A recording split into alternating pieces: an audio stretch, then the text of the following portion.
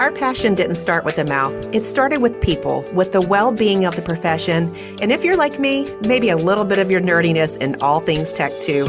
We all want to love what we do, but the truth is, burnout, people problems, and glass ceilings can keep us from doing what we set out to do. So let's get back to the heart of connection. Welcome to the Dental Handoff.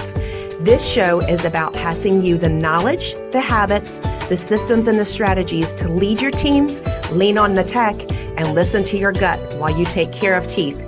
And let's get honest, the overall health of our communities. Let's stop using the wrong end of the toothbrush, y'all.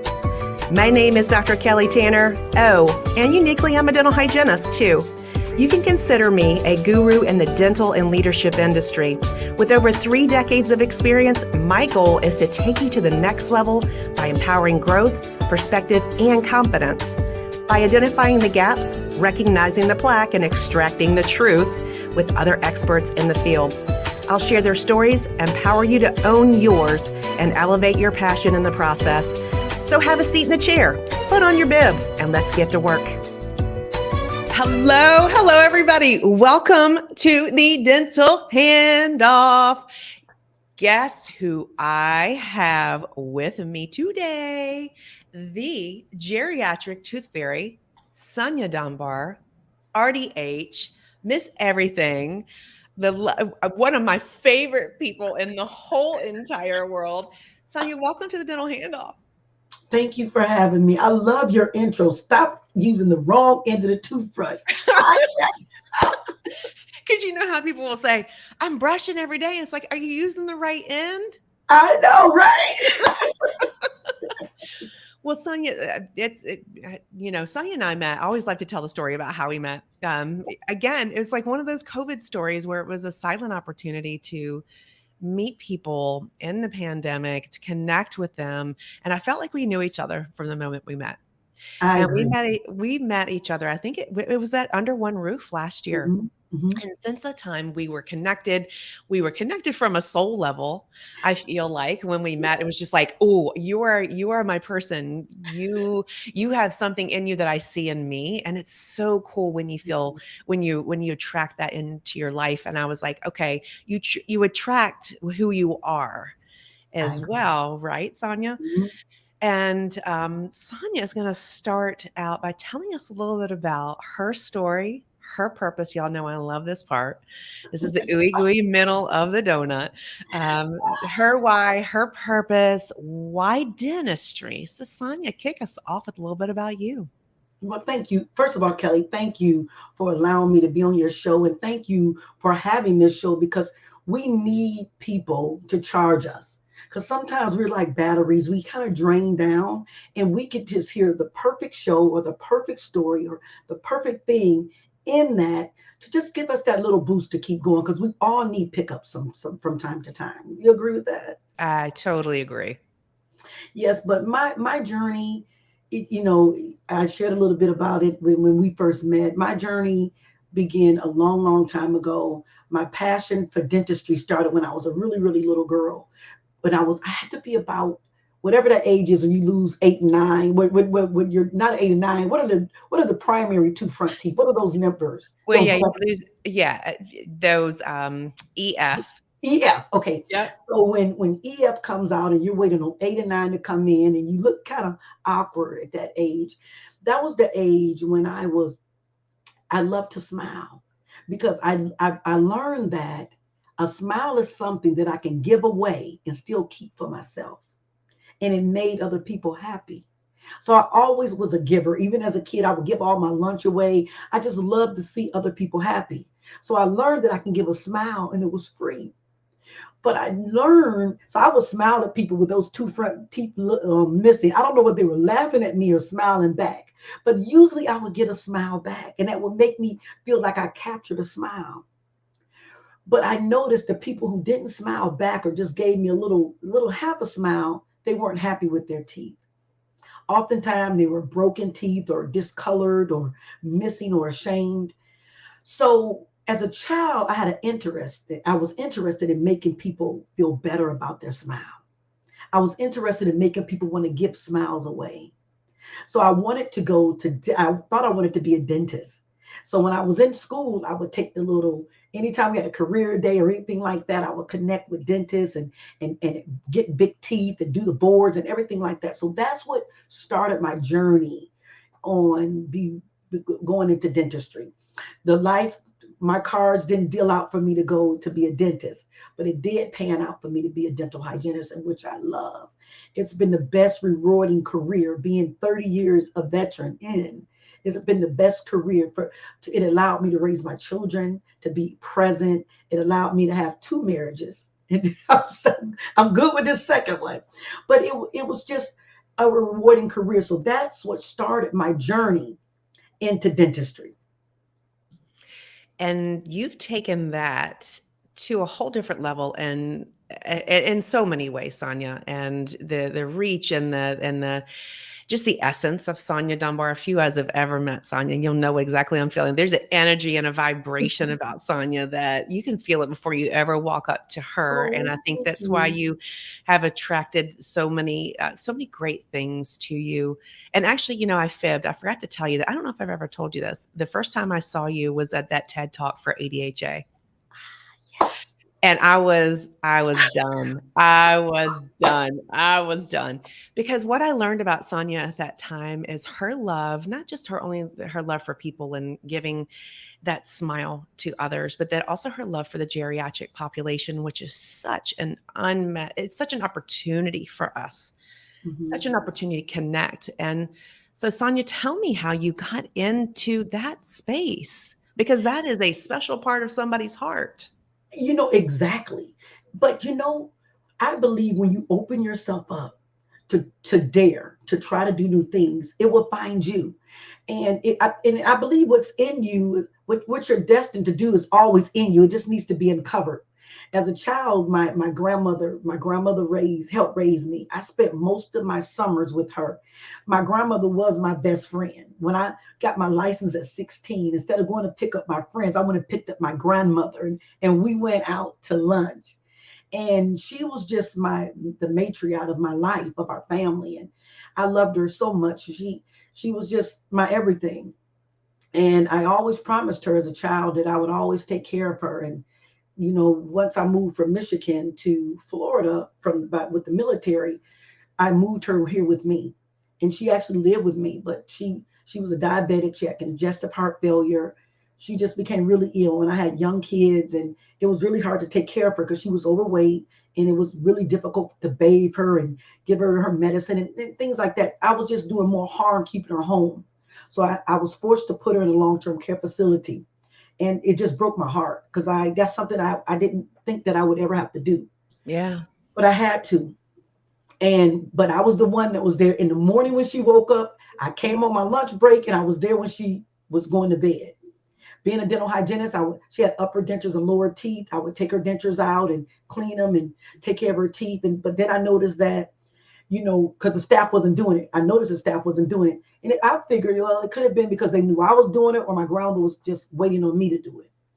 But one day I was cleaning my grandmother's dentures and her teeth, and her roommate said, "Baby, can you clean my teeth? But my teeth don't come out like your grandmother's."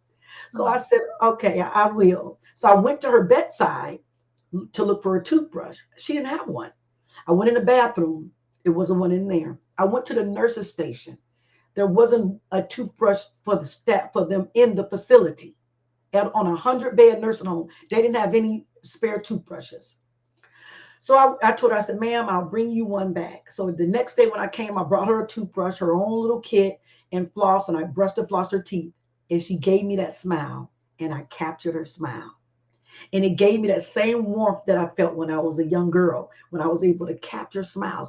But it was more than $1 million to do a 15-minute procedure, just to deplat brushing and floss her teeth and moisturize her lips. The smile she gave me was priceless. So every day when I went to my grandmother, I took care of her. My grandmother smoked cigarettes. I said, "Grandmother, you have an oxygen tank on your wheelchair. I'm not bringing you any cigarettes in here. You're going to blow the place up." But she would ask me every time I come, "Bring me some cigarettes. Bring me." I was like, "I'm not doing it." But every time I went to see my grandmother, it was another senior wandering in with their teeth in a cup or with wanting me to brush their teeth. So I was going out buying more and more toothbrushes, and I had more and more people come into my grandmother's room, and I was taking care of them. One day I went to see my grandmother. It was a line of people outside her door. I mean, wheelchairs, walkers. And I said, "Where's my grandmother?" I couldn't find her. She was out in the courtyard smoking a cigarette. I said, "Grandmother, what's going on?" She was like, "I'm telling everybody my granddaughter clean their teeth if they give me 2 cigarettes." My grandmother was bartering me out for cigarettes. She I'm was the first sorry. businesswoman in the family. She was a businesswoman. She was doing her thing.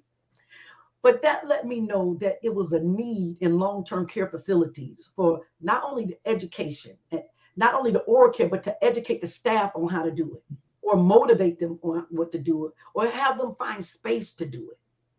When my grandmother transitioned and became my angel, I made it a journey for me to start providing that care. And I started it for free. My great husband, he knew the desire in my heart that I wanted to give back. And we started doing it for free. But my favorite book says your gift will make room for you.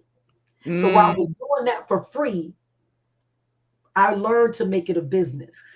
So now we're in 3 states. We're in a whole bunch of nursing homes, and we have teams everywhere, and it's growing expeditiously. So it turned into a business. I'm even training dentists and other hygienists and assistants on how to open up their own mobile dental practice. But it all started with just a desire to give.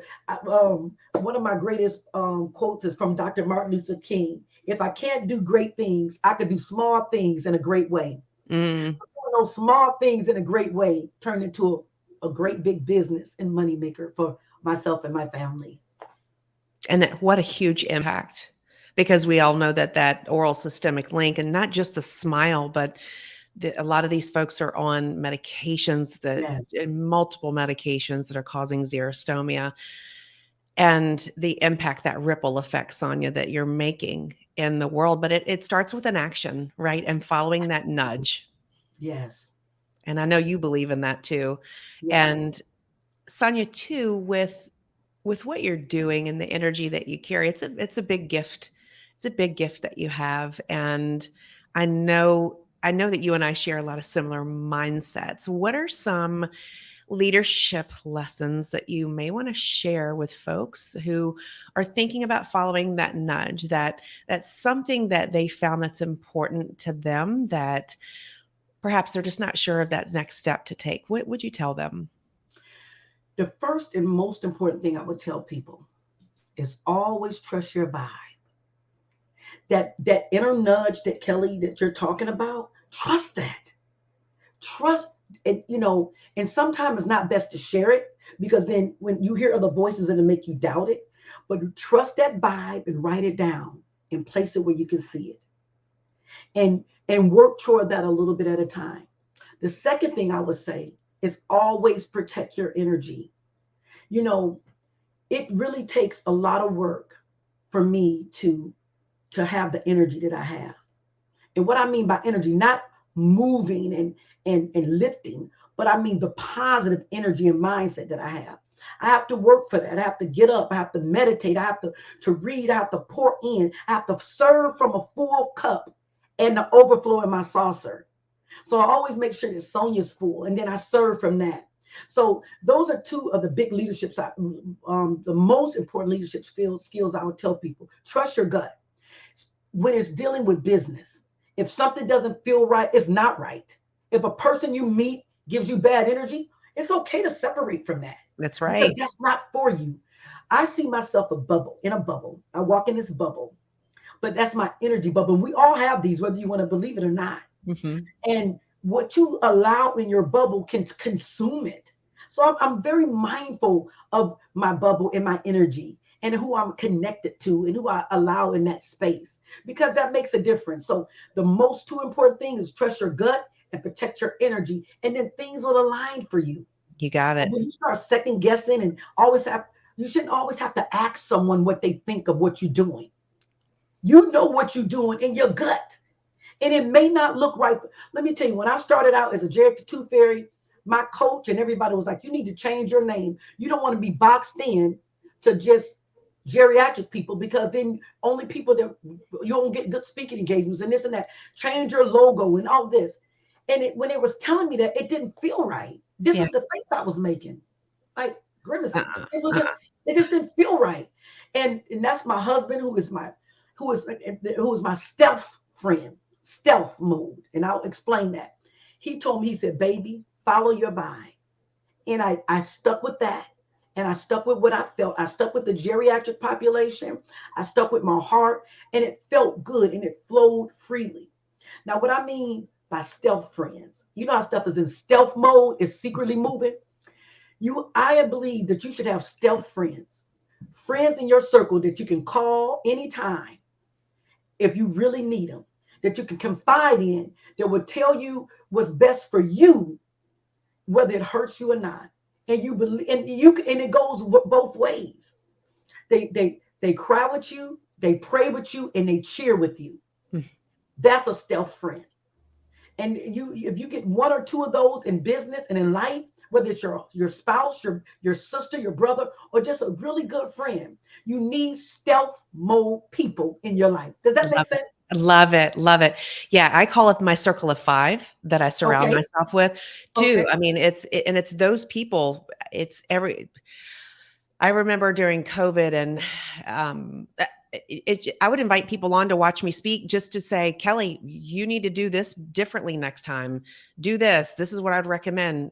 Scouts from all over, do this, get better, because everything that they tell you is for you if you're trusting them. And it comes from that place of no ego, and you're truly in it for the other person and to see them grow and to lean into you in that stealth mode.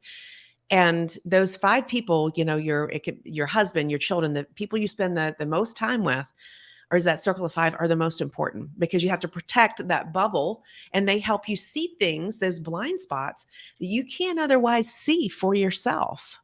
Exactly. That is so important. I love the circle of 5.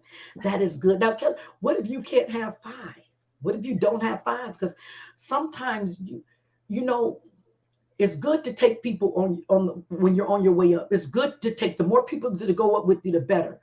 But not every time you're going to have 5. When you start changing, people become uncomfortable, because a lot of people are not comfortable with change. Yep. People are not comfortable with change, but we change every day. Even when you die, you change, because your body changes to dust.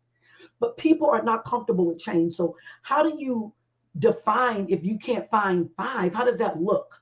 Well, so it could be personal and professional. And I hear you on your perspective of that, the folks in your business, right? But I think it's your children, your husband for you, and then those friends who you trust. I bet you have 5. Mhm. you know and whatever those qualities are in those 5, whether it be 2, I think it's that you're all telling that capital T truth. Not Oh, the lowercase t, not the I lowercase love t of that. it's true, but it's the capital T truth. This is a Mac computer. It's the truth. It has no bias on it at all. Like, this is what happened. You stumbled, you tripped, you fell, right? You saw that too. Okay, cool. Where do we grow from that? And how do we empower that? So it's always in that, and it's always for you, because it's those trusting relationships. And you, Sonia, I love the fact that you were talking about that sometimes you can outgrow things, people, concepts, situations, and just say, you know what, with a loving heart, I know that's you transform and you transcend out of that. And that was there for you in that time and that season in your life. And you say, thank you for that gift. And I'm not available for that anymore, for that energy, because Oh, I put you in your strength. I'm absolutely. not available for that anymore. And I know that with love that you said. So that's how I sort of like wane out of those situations that aren't for me anymore. That those 5, those 2, those 3, but at least you're getting, not at least, at, I always think I'm from the perspective of, I don't have to just have enough. I want everything I want and more for Abundance. everyone, Abundance. and that is a mindset. So I totally agree with you. And if you talk to, you probably know this as well. You've listened and you've read, you've listened to a lot of podcasts, a lot of folks, you've read a lot of things, a lot of different people. The most successful people do exactly what you're talking about: gratitude, your goals. You are in your space, you're meditating, you are working through intention. You are very intentional about how you structure your day, because you can get Absolutely. caught up in all the other noise that tries to enter the bubble. So a lot of that too is your own noise and your own mindset. So how do you, when you were wondering like how you navigate those folks telling you about, Sonya, you know, change your logo, change this, you're more than that, you're bigger than that. How did you be like, that's not for me. Thank you. And I'm not available for that comment. What was your mindset in that? Yeah, can I answer that? But one thing, I just have to plug something that you said that was something I live by about your day. There's no voids in the day.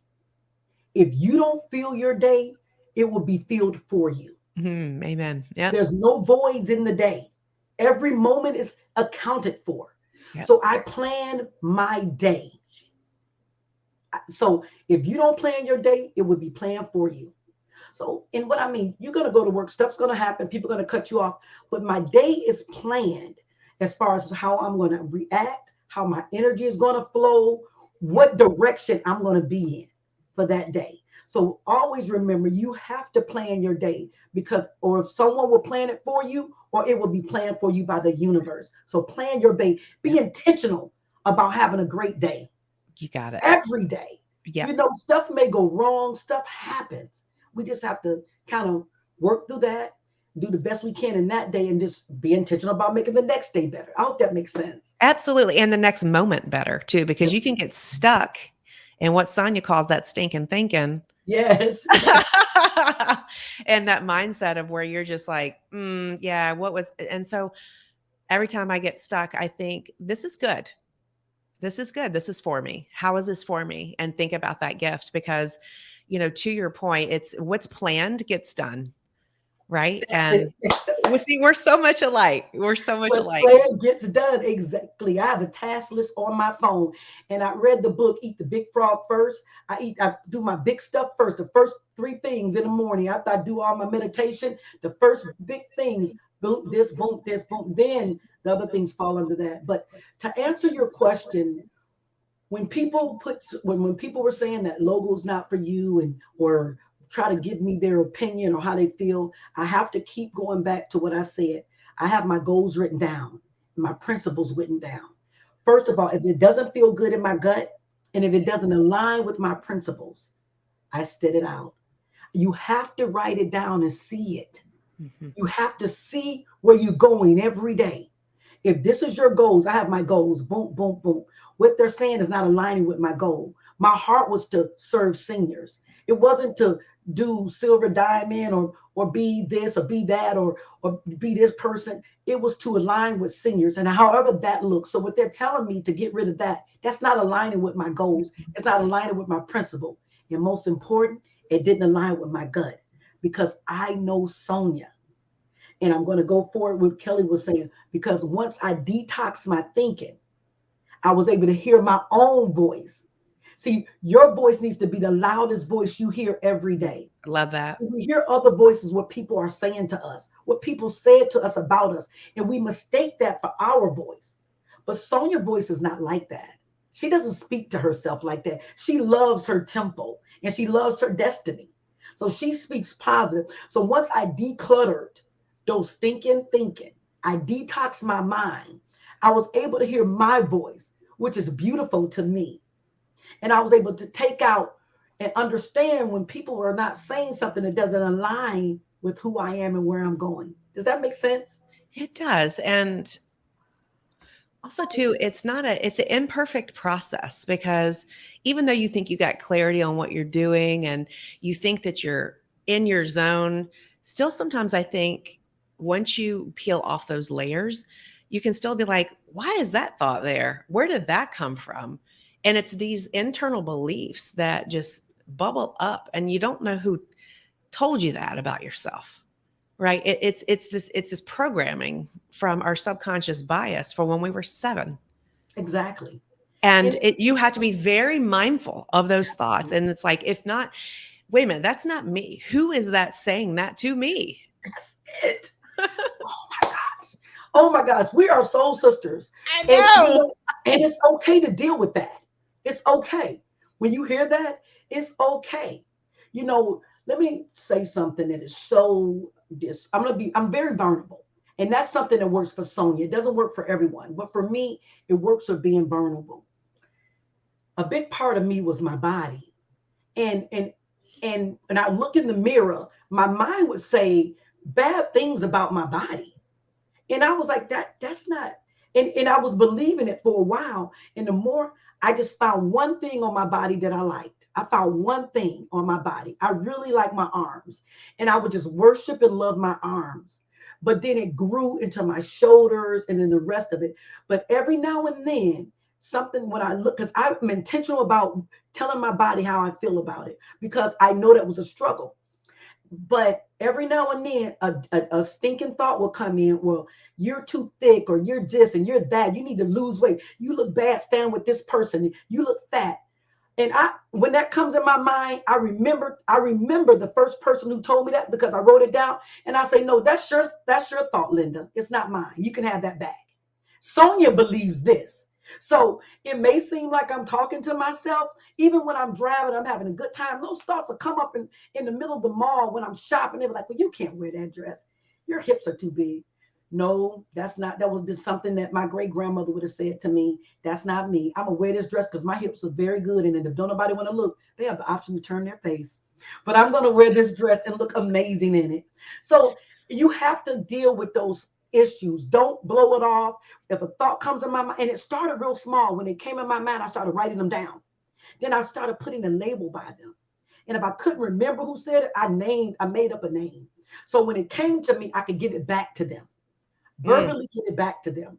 It's a whole course that I have to detox your thinking and to work through that. And what made me start it, when I started coaching people on how to start their mobile dental business, they had all the money, all the resources, but not the confidence to win. And to have a business, you have to believe that you're going to win. Yes, But ma'am. it started with the thinking. So I said, well, these people are wasting money paying me this money to start a business if they don't have the confidence to win. Right. So I give them a test before I even take your money to start a business. Do you have the confidence to win? Do we need to detox your thinking? Let's do this first, and then we can do this so we win together. We have the big V. Does that make sense? Yes, yes. I love that so much. Because you're right, because you overthink it. You get stuck in perfection. You're like, what if I do this? What if I fail? What if you get hung up in all of the things about what could happen. And our job is to know the what and the how comes to us through that forward momentum, right? I know you believe in that, Sonia. Know the what and the how comes to us. I use that. Yes, yes, yes. So Sonia, I know that I talked to you forever, and we know that. Mm. 2 words of advice, 1 word of advice, like one big word, and then how do people find you to get more of Sonia? Ooh, thank you. The best way to find me is Instagram, geriatric_toothfairy, or my website. You can go on my website and click a link to meet me and or schedule a call. We can chat. SonyaDunbar.com. And just the word of advice that 2 words: trust your gut and protect your bubble. That is Love the it. best thing I can tell anyone. Protect that energy bubble. Yeah. And because that energy bubble also has a ripple effect as well, especially when you're talking about dental teams. I mean, just as a human, but then dental teams, if you come in and your energy is off, your vibe is off, everybody can feel it. Even So your patient. that's yeah, and your patience, and they know people pick up on things that you don't even have to say. We do it every day, right? Thank you. Yeah. What you don't say speaks louder than what you do say. Yes. We're gonna have to have you back on the show, Sonya. I just love this so much. Thank you. Everyone, Sonya, thank you so much for being here with us today. I authentically I can't wait to hug your neck at Under One Roof and see you again in person. And you all, thank you for listening. And do me a favor, if you don't mind, go to Apple and podcast and give us a 5-star rating, because Apple is what everybody pays attention to. It's what matters in the world. So if you wouldn't mind giving us a 5-star rating, reach out to Sonya for everything that you need. If you love Sonya like all of us do, we appreciate you here. We appreciate everything that everyone's doing to care for your patients, to love on each other, and to lead with confidence. Sonya, thank you so much. Bye. Take care.